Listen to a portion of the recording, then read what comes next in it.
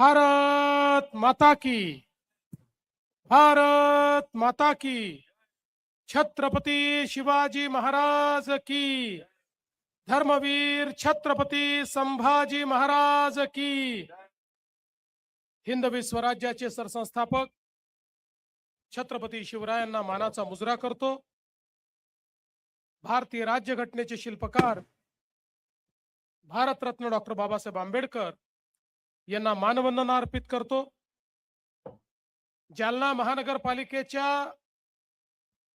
या पहिल्या निवडणुकीमध्ये मंचावर उपस्थित असलेले भारतीय जनता पक्षाचे ज्येष्ठ नेते, या देशाचे माजी रेल्वे मंत्री आणि आपल्या जालन्याचे सुपुत्र सन्माननीय रावसाहेब पाटील दानवे, माजी पालकमंत्री बबनरावजी लोणीकर, आपले माजी आमदार कैलाश भाऊ गोरंट्याल, या ठिकाणी उपस्थित संतोष भाऊ दानवे, नारायण भाऊ कुचे, भास्कररावजी दानवे, राहुलजी लोणीकर, सतीशजी घाडगे, घनश्यामजी गोयल, रामेश्वरजी भांदिरगे, बद्रीनाथजी पठाडे, संगीताताई गोरंट्याल, राजेशजी राऊत, अशोकजी पांगारकर, सिद्धिविनायक मुळे, सतीशजी जाधव, विश्वजितजी खरात, अक्षय गोरंट्याल,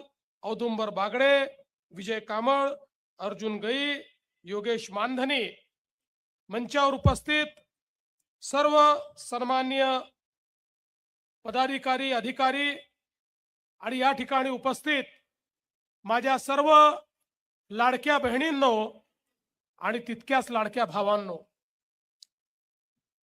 आज मला अतिशय आनंद आहे की महाराष्ट्रामध्ये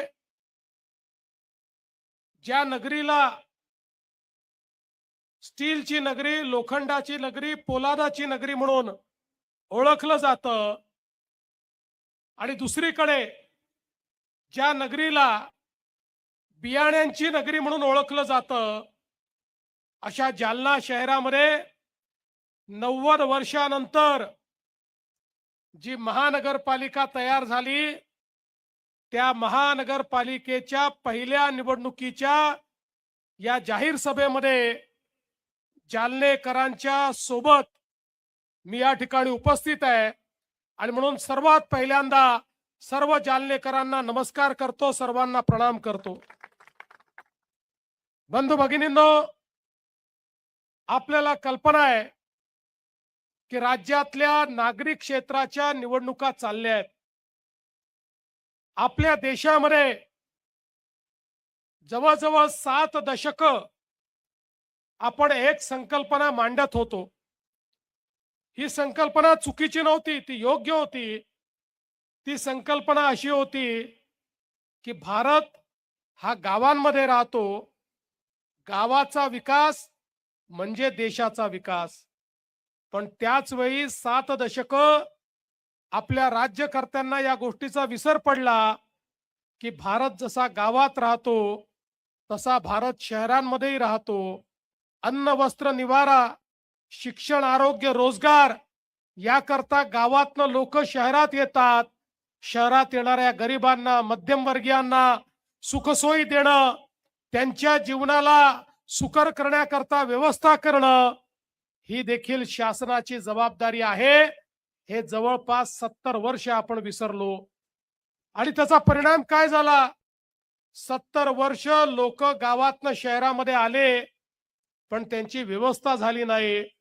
परिणाम असा झाला, ज्याला जिथे जागा मिळेल तिथे तो बसला, झोपडपट्ट्या तयार झाल्या, अतिक्रमण झाली, पिण्याच्या पाण्याचा प्रश्न निर्माण झाला, लोकसंख्या वाढल्यामुळे घनकचऱ्याचा प्रश्न निर्माण झाला, नाल्यांमधनं गटारी व्हायला लागली, त्या ठिकाणी आपल्या विहिरींमध्ये, आपल्या तलावांमध्ये, आपल्या नदीमध्ये हे सगळं घाण पाणी जायला लागलं।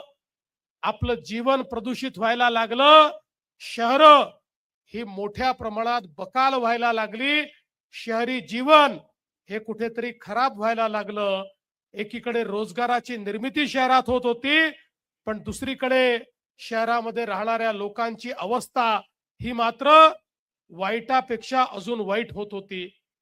70 वर्षानंतर या देशामध्ये पहिल्यांदा 2014 साली माननीय नरेंद्र मोदीजी यांचं सरकार आलं आणि मोदीजींनी सांगितलं, भारत जसा गावात राहतो तसा भारत शहरामध्ये राहतो.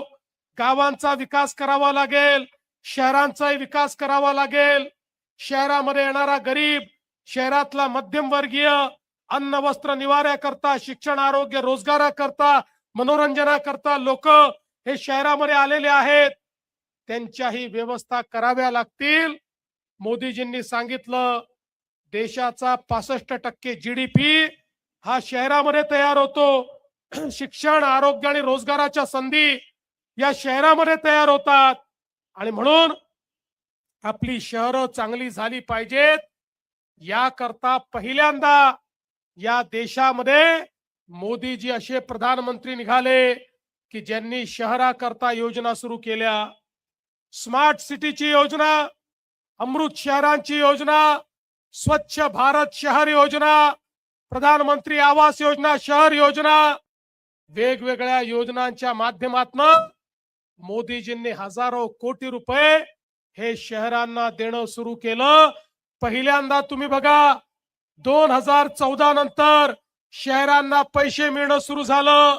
रावसाहेब पाटलांनी, बबनरावजींनी, कैलास भाऊंनी या ठिकाणी ज्याचा उल्लेख केला, ते जे सगळे पैसे आज आपल्या जालना शहरात आणि या जालना जिल्ह्यात येऊ शकले, कारण पहिल्यांदा या देशामध्ये प्रधानमंत्र्यांनी सांगितलं आपली शहरं देखील चांगली झाली पाहिजे.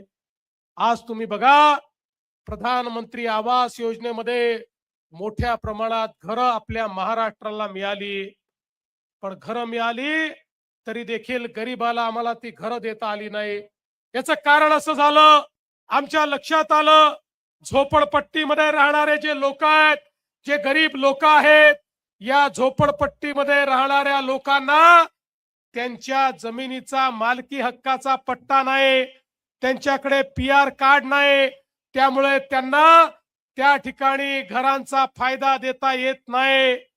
2च महिन्यापूर्वी आपल्या सरकारने निर्णय घेतला, आता झोपडपट्टीमध्ये राहणारा प्रत्येक व्यक्ती त्याला त्याच्या जमिनीचा मालकी हक्काचा पट्टा आपण देणार आहोत.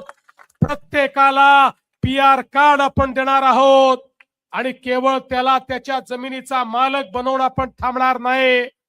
तो जर कच्च्या घरात राहत असेल तर मोदीजींच्या आवास योजनेतनं पक्क घर बांधण्याकरता त्याला पैसा उपलब्ध करून दिला जाणार आहे. आणि म्हणून मंचावरच्या नेत्यांना मी सांगतो, ही जनता तुम्हाला निवडून देणार आहे, पण पहिल्यांदा झोपडपट्टीत राहणारे आणि जे बेघर आहे त्यांचा प्रश्न हातामध्ये घ्या. त्यांना मालकी हक्काचा पट्टा द्या आणि मालकी हक्काचा पट्टा दिल्यानंतर त्यांच्याकरता जेवढ्या घरांची मागणी तुम्ही कराल तेवढी घरं राज्याचं सरकार मंजूर करेल.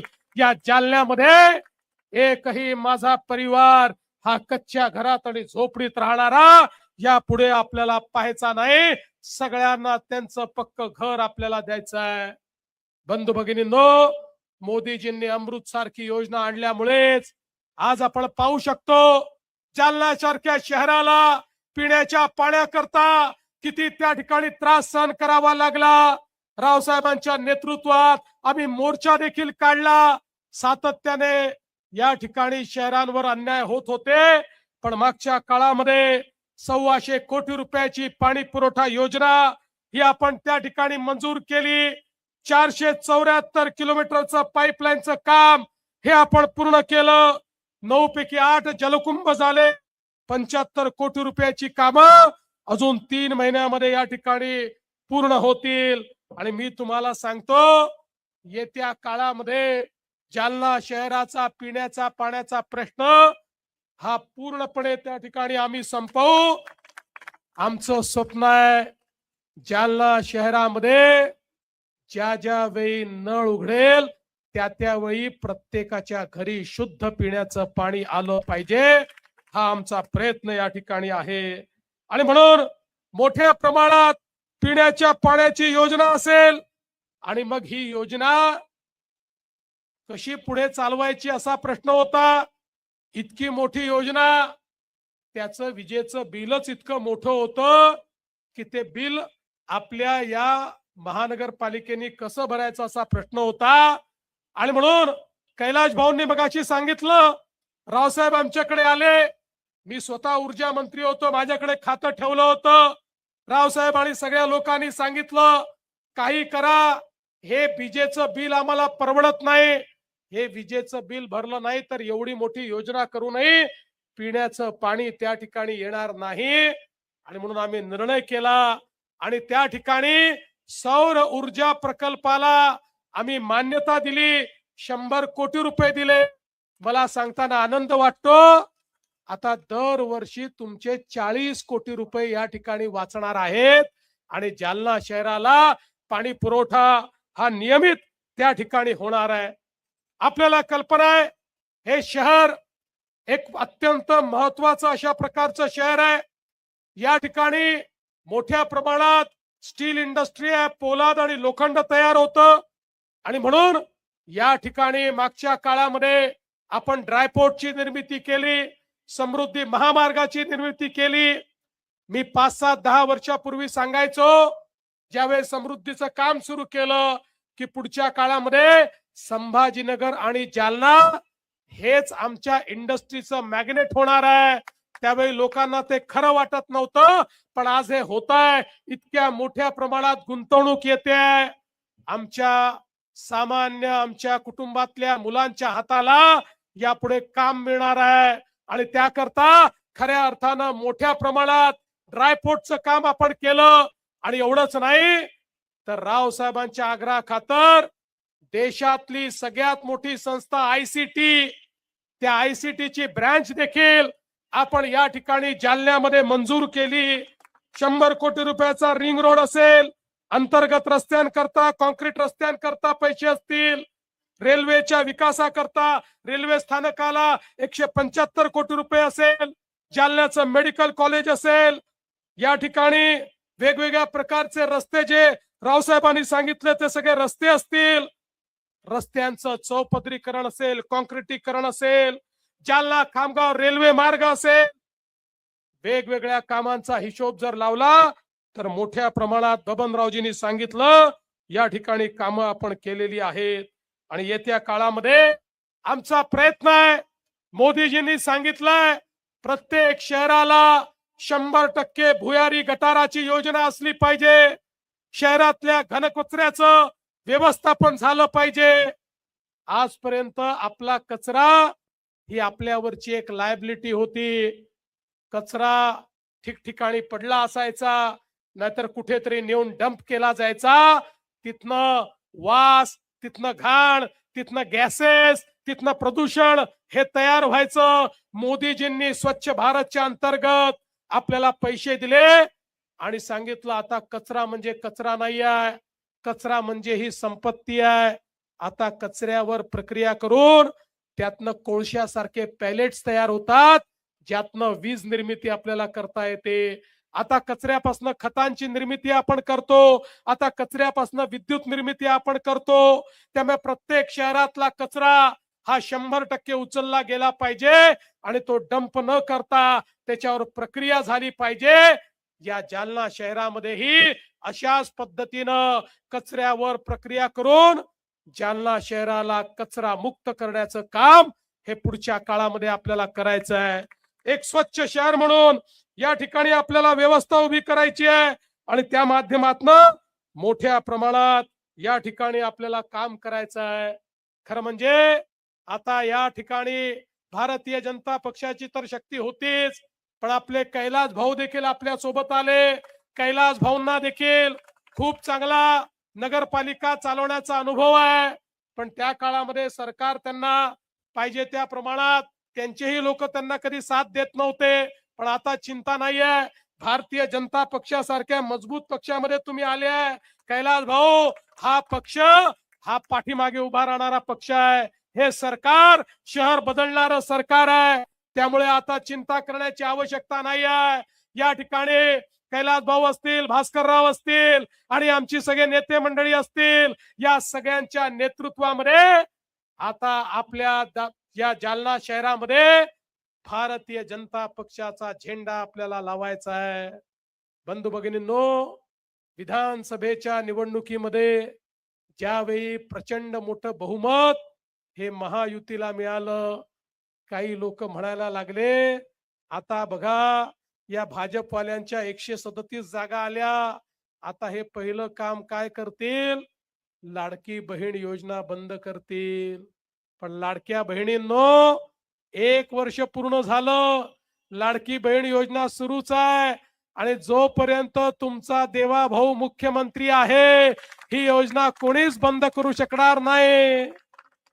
पण माझी विनंती या ठिकाणी भास्करराव, कैलास भाऊ, तुम्हाला सगळ्यांना आहे, महानगरपालिकेवर झेंडा तर लागणार आहे, महापौर आपला होणार आहे. महापौर झाल्यानंतर माझ्या लाडक्या बहिणींना केवळ लाडकी बहीण ठेवू नका, माझ्या लाडक्या बहिणींना लखपती दीदी करा. आता लखपती दीदीचा कार्यक्रम सुरू झालाय.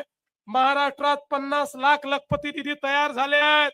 या वर्षी 1 कोटी पर्यंत तो आकडा जाईल. मी तुम्हाला हिशोब विचारणार आहे. 1 कोटी मध्ये माझ्या जालन्यातल्या किती लाडक्या बहिणी तुम्ही लखपती दीदी केल्या, त्याचा हिशोब घ्यायला या जालन्यामध्ये पुन्हा मी येणार आहे. त्यामुळे माझी विनंती आहे, आता माझ्या लाडक्या बहिणींकरता या जालन्यामध्ये उमेद मॉल देखील मी मंजूर केलेला आहे. उमेद मॉलच्या माध्यमातून आतापर्यंत मोठ्या मोठ्या धन्ना सेटांचे मॉल होते, आता माझ्या बचत गटांचा मॉल असणार आहे. माझ्या बचत गटांच्या आमच्या भगिनी त्या ठिकाणी आपला माल ठेवतील आणि चांगले चांगले लोक गाड्यांनी त्या ठिकाणी येतील आणि त्या मॉल मध्ये जाऊन माझ्या भगिनींचा माल घेतील. अशा प्रकारचा उमेद मॉल देखील या जालन्यामध्ये आपण तयार केलेला आहे. आणि म्हणून बंधू भगिनींनो, खऱ्या अर्थानं भारतीय जनता पार्टी सर्वसामान्यांचा विचार करणारी पार्टी आहे. दीन दलित गोर गरीब आदिवासी शेतकरी शेतमजूर महिला अल्पसंख्याक ओबीसी सगळ्यांचा विचार करणारी ही पार्टी आहे. आम्हाला या महानगरपालिकेवर झेंडा लावायचा आहे, तो केवळ खुर्च्या तोडण्याकरता नाही, तर जसं बबनरावजींनी सांगितलं, या जालना शहराला मराठवाड्याच्या टॉप शहरांमध्ये आणण्याकरता या ठिकाणी आम्हाला हा झेंडा लावायचा आहे. मला विश्वास आहे, येत्या 15 तारखेला जेव्हा तुम्ही मतदान केंद्रावर जाल, इकडे तिकडे काही पाहू नका, जिथे बटन दिसेल कमळाची ती बटन दाबा. 15 तारखेला तुम्ही आमच्या कमळाकडे लक्ष द्या. 16 तारखेपासनं 5 वर्षाकरता तुमची जबाबदारी आम्ही घेऊ, हा विश्वास तुम्हाला देतो आणि माझं बोलणं संपवतो. धन्यवाद. जय हिंद, जय महाराष्ट्र.